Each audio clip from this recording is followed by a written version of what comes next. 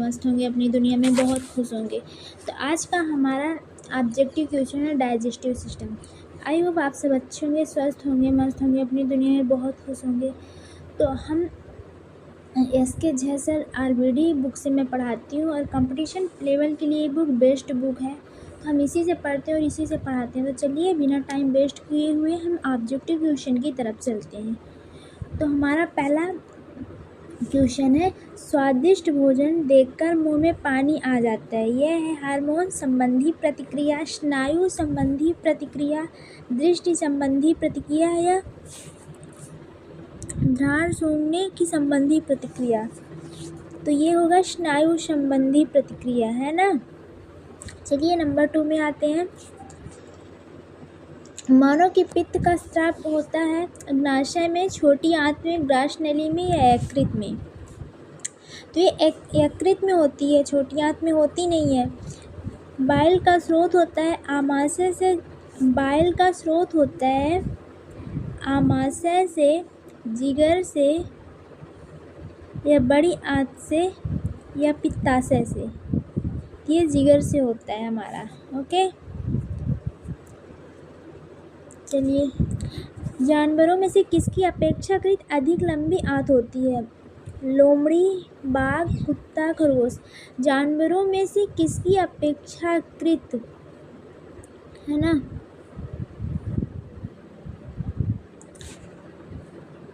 ये खरगोश की होगी। ठीक है, ये चलिए आगे बढ़ते हैं।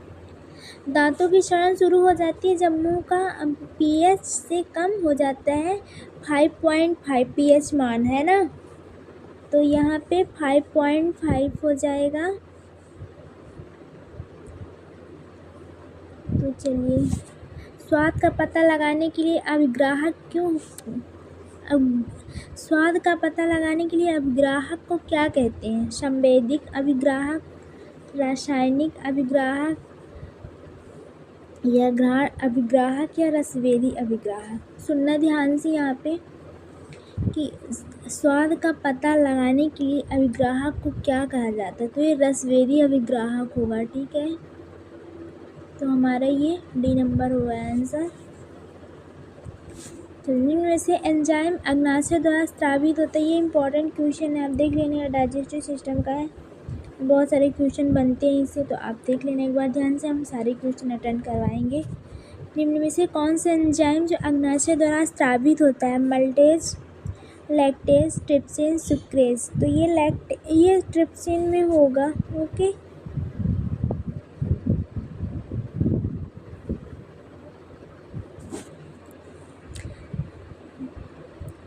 मानव शरीर में से किसका आकार साइज सबसे बड़ा है?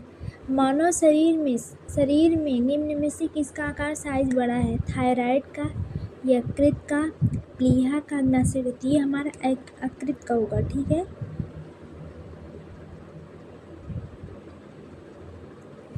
ये हमारा यकृत का होगा।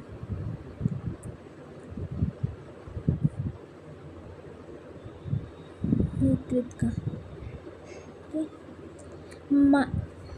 मानव शरीर की सबसे बड़ा आंतरिक कौन सा है? यकृत है, हृदय है, अग्नाशय है, गुर्दा है। तो ये हमारा मानव शरीर का सबसे बड़ा आंतरिक अंग कौन सा? तो हमारा यकृत है। ठीक है,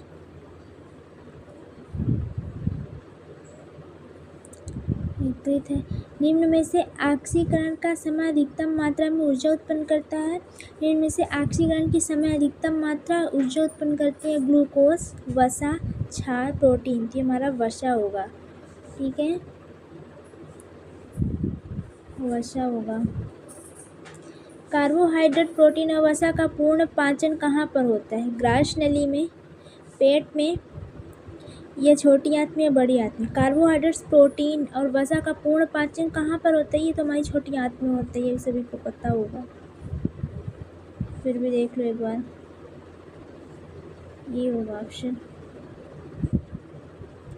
एक जानवर द्वारा निष्कासित किया गया फेरोमोन एक ही जाति के जानवरों में बर्ताव का प्रभाव डालता है। शिकारी जानवरों में सुरक्षित रहता है, अपने खाद्य के लिए शिकार को आकर्षित करते हैं। उपरोक्त में से कोई नहीं। तो ये एक ही जाति के जानवरों का बर्ताव पर प्रभाव डालता है। ओके, तुम्हारा ये नंबर आंसर होगा। पढ़ लो ध्यान से इसको। तो चलिए क्वेश्चन नंबर 40 में चलते हैं।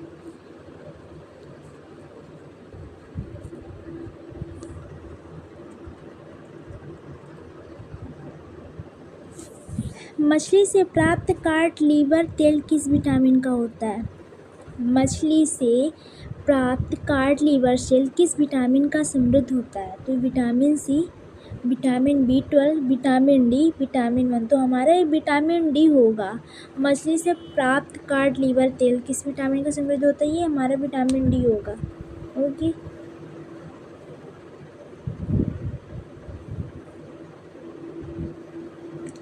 राइट आंसर ये है। विटामिन सी की कमी से कौन सा रोग होता है? रिकेट्स होता है, बेरी स्कर्वी, नाइट ब्लाइंडनेस होता है। तो ये हमारा स्कर्वी होगा। ठीक है, सी नंबर होगा। केला किस विटामिन का एक अच्छा स्रोत है? Vitamin A, vitamin C, vitamin D, vitamin B. केले में हमारे क्या पाया जाता है? केला किस विटामिन का एक अच्छा स्रोत होता है? Vitamin B. ठीक, तो चलिए उस विटामिन का नाम बताएं जिसकी कमी के कारण अत्यधिक खून बहने लगता है। Vitamin A, vitamin B, vitamin K, vitamin C. ये विटामिन के होगा। ओके, विटामिन के।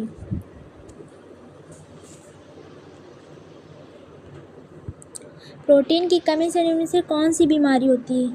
क्वासिक्योर, रिकेट्स, बेरी स्कर्वी। क्वासी ये कहाँ पे? क्वासी और कार, रिकेट्स, बेरी स्कर्वी। तो ये हमारा ए नंबर होगा। ओके, ये हमारा ए नंबर होगा यहाँ पे। चलिए आगे बढ़ते हैं। रक्त स्कंदन के लिए आवश्यक विटामिन कौन सी है? तो ये विटामिन के है। निम्न में से किसकी कमी से रिकेट्स बीमारी होती है? Vitamin D, vitamin A, vitamin B, vitamin C. तो विटामिन डी के कारण होती है रिकेट स्कर्वी रोग।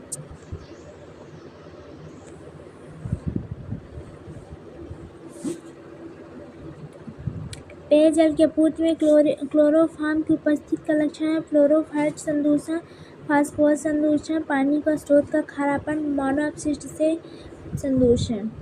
इसमें डी नंबर होगा।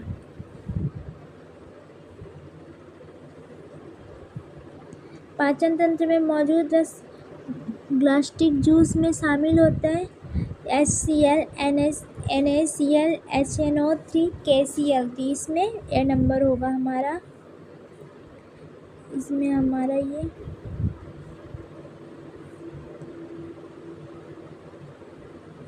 हमारा दंत वर्ग से बना है enamel, calcium phosphate, calcium sulphate, calcium oxide, calcium carbonate. में कैल्शियम फॉस्फेट से बना हुआ है। ओके,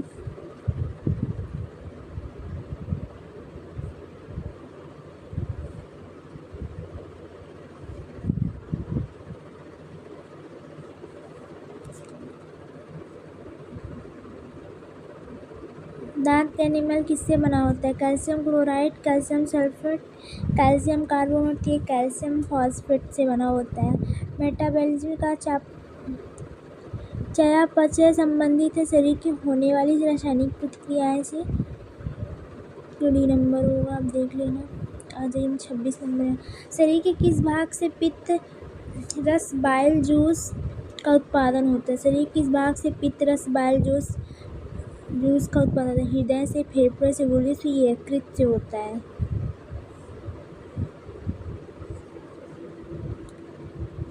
कौन सा पदार्थ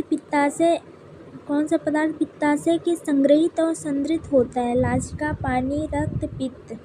ये पित्त से होता है। पित्त से। किसी व्यक्ति के पाचन तंत्र की जांच करने के लिए इस्तेमाल किए जाने वाला यंत्र है। किसी व्यक्ति का पाचन तंत्र की जांच करने के लिए इस्तेमाल किए जाने वाला यंत्र है इंडोस्कोप। क्योंकि हम इसी से मापते हैं, इसी से हमको पता चलता है ना।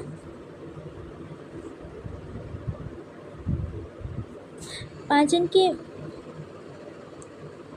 मैं शॉर्ट में बता दे रही हूँ, क्योंकि अगर मैं एकदम एक्सप्लेन करके समझाऊंगी तो बहुत टाइम आपका वेस्ट होगा।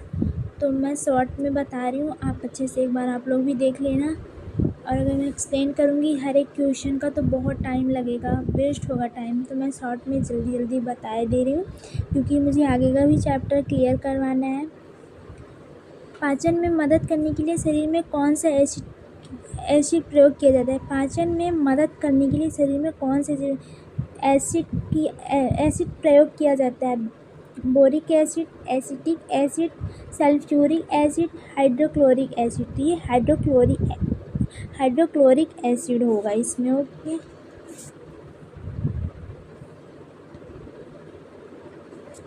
भोजन से प्राप्त ऊर्जा को कैसे मापा जाता है? कैलोरी से। ये तो हम लोगों को पहले ही पता होगा, हम लोग तो ये पहले पढ़ चुके हैं एक बार, है ना। चलिए, मानव शरीर का एकमात्र अंग जो पुनः विकसित पुनः सृजित हो सकता है? तिल्ली, दिमाग, जिगर, अग्नाशय। तो इसमें ये होगा जिगर। मानव शरीर में कंठ को क्या कहा जाता है? वॉयस वॉक्स कहा जाता है। मानव शरीर के कंठ को वॉयस वॉक्स साइंस की भाषा में कहा जाता है। अगर क्वेश्चन ऐसे आ जाता है, अगर उसमें ऑप्शन यही रहता है और वॉयस वॉक्स, तो इसमें साइंस की भाषा में हम इसे वॉयस वॉक्स ही कहते हैं। ओके, ध्यान रखना इस चीज़ को, क्योंकि कुछ भाषा साइंस की भाषा में हम अलग बोलते हैं और अपनी भाषा में अलग, तो इसी में यहीं पे बच्चे कंफ्यूज हो जाते हैं, तो ध्यान रखना। निम्नलिखित में से कौन सा पाचन तंत्र का हिस्सा नहीं है? यकृत, हृदय, आमाशय, मुंह। निम्नलिखित में से कौन सा पाचन तंत्र का हिस्सा नहीं? तो ये तो सभी को पता है, हृदय ही होगा।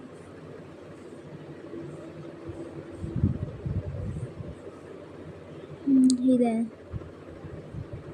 निम्नलिखित में से किसमें होमोडोट दांत पाए जाते हैं? मछली, मानव, तेंदुआ, घोड़ा। तो ये हमारे जंतु में पाए जाते हैं, मछली।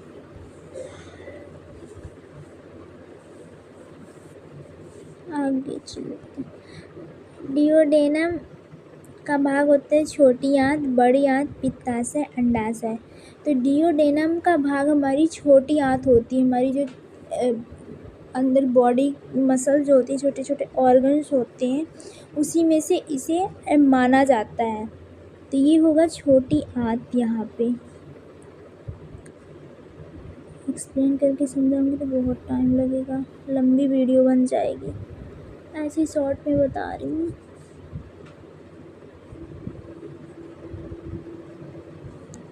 मानव शरीर की जीभ में औसतन कितनी स्वाद कालिकाएं मौजूद होती हैं? 2000 से 8000। एक वयस्क मानव का पूरा पाचन तंत्र किस यानी मुंह से गुदा तक मीटर लंबा होता है? तो ये 10 मीटर लंबा होता है।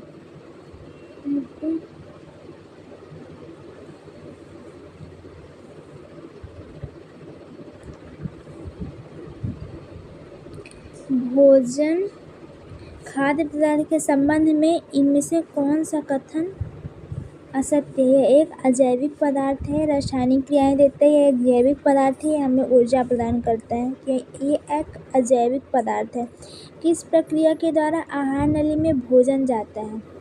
अंतग्रहण, पाचन, आत्मसत्करण, निष्कासन। अंतग्रहण के द्वारा।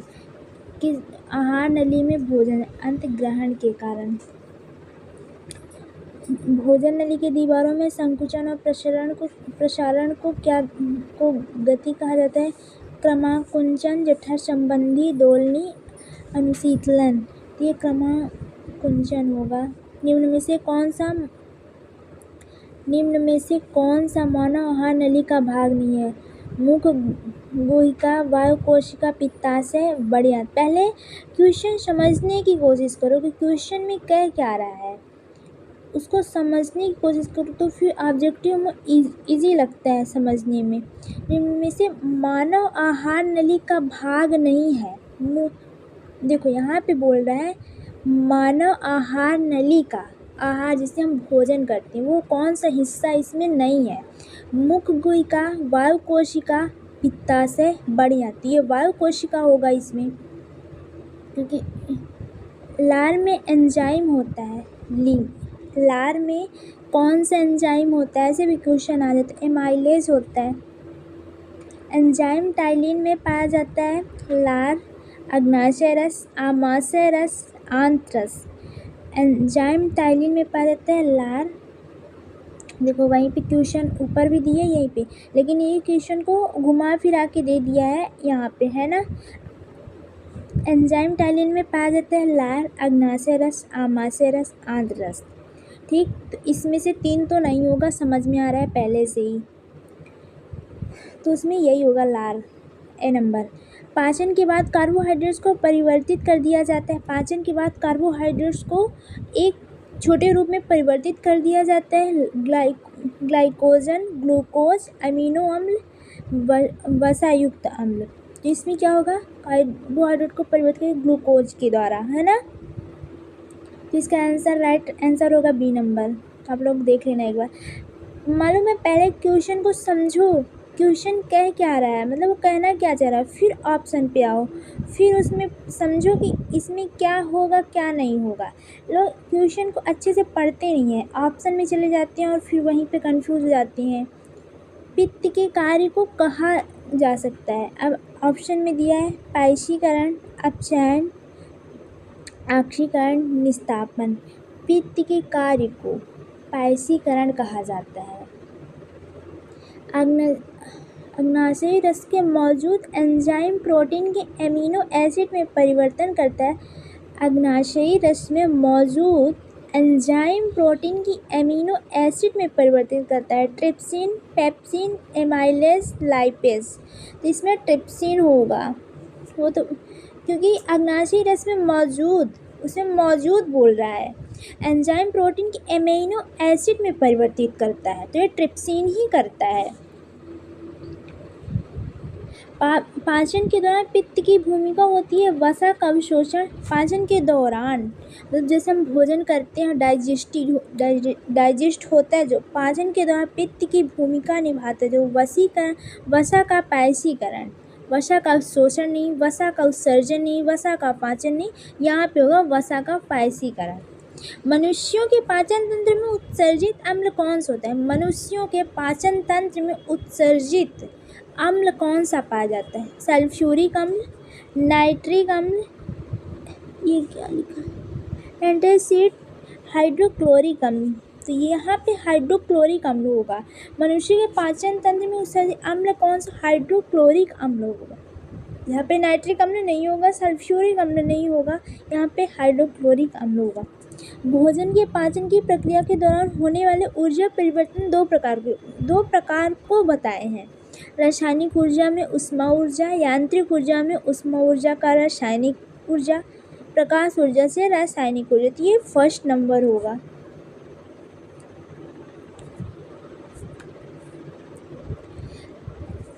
पचाने के लिए शाकाहारी लंबी छोटी आंत भी आवश्यकता होती है। क्लोरोप्लास्ट, सेल्यूलोज, कार्बोहाइड्रेट, प्रोटीन, तो ये सेल्यूलोज होगा यहाँ पे।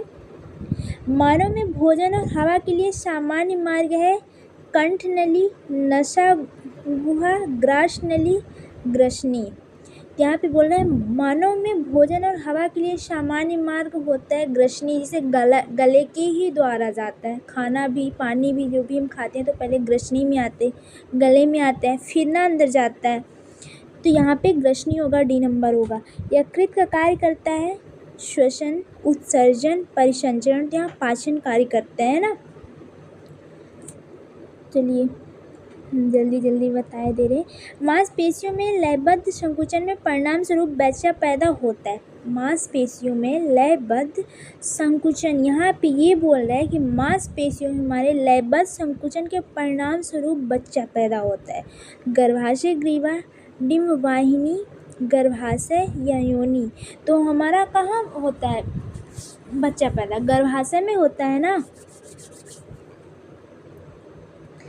गले में डॉट डॉट में छल्ले मौजूद होते हैं।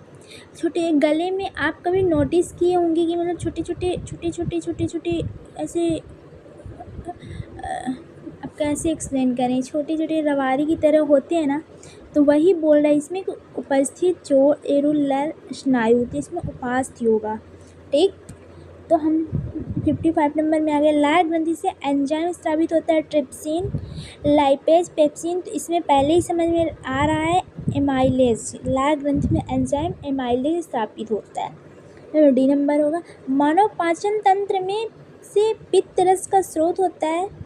मानव पाचन तंत्र में छोटी आंत से पित्त रस का स्रोत होता है। छोटी आंत से, हमारे छोटी आंत से, है ना। मानव शरीर में पाचन का अधिकांश भाग किस अंग में संपन्न होता है? तो पैनक्रियाज, बड़ी आंत, छोटी आंत, अग्नाशय। तो ये हमारी छोटी आंत अग्नाशय में होता है, छोटी आंत में होता है। एंजाइम है वसा, आरएनए, प्रोटीन, उपयुक्त में से कोई नहीं थी। एंजाइम के प्रोटीन है, प्रोटीन, इसको ध्यान से समझे रहना, दिमाग में ये नोटिस रहनी चाहिए, छोटी छोटी बात नोट कर लें। निम्नलिखित में से एंजाइम ग्लूकोज को इथेनॉल में परिवर्तन करने की प्रेरित करता है? Zymase, invertase, maltase, diastase. इसमें हमारा जाइमेज होगा। जैविक सिस्टम में रासायनिक क्रिया की प्रक्रिया को तेज करने के उत्तरदायी पदार्थ है बैक्टीरिया। जैविक सिस्टम को रासायनिक क्रिया की प्रक्रिया को तेज करने में उत्तरदायी पदार्थ है बैक्टीरिया। DNA, enzyme, proteins. तो ये होगा एंजाइम।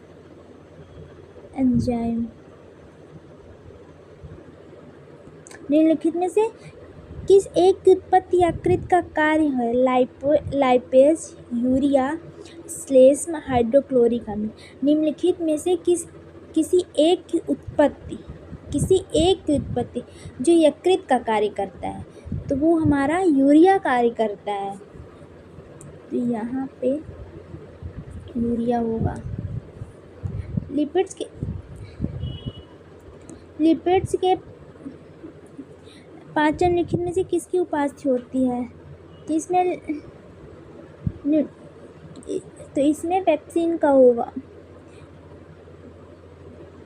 क्या लिखा? उपास्थि होती है। चलिए, मानव तंत्र के निम्नलिखित में से कौन सा एक पाचक एंजाइम नहीं है? मानव शरीर में निम्नलिखित में से कौन सा एक पाचक एंजाइम नहीं है? Trypsin, gastrin, ptyalin. तो पेप्सिन, ये हमारा पेप्सिन पाचक एंजाइम नहीं है।